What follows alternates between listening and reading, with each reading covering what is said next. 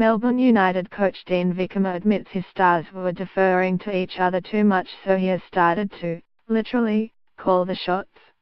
Vickerman increased his substitutions and starting focusing the offensive play calls on specific players during his side's 95-69 win over the bottom-placed Sydney Kings at Highseas Arena on Monday night.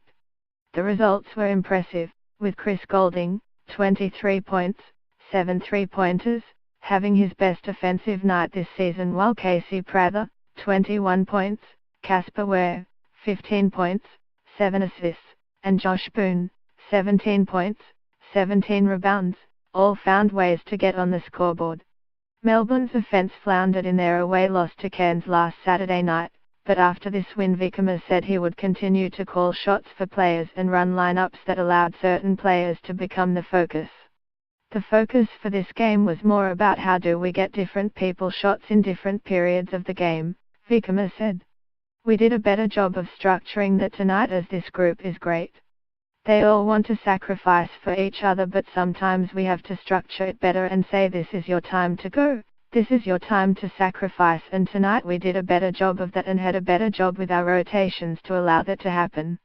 Vickerman and his coaching staff have used analytics and other advanced statistics to help show which lineups work best, and he has pushed himself to keep rolling over his players instead of keeping the same lineup for too long.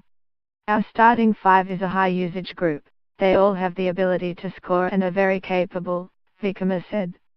So I still believe you have to put your best scoring talent on the floor at different times, then it is about how you rotate them through to make sure at different patches people are getting their looks.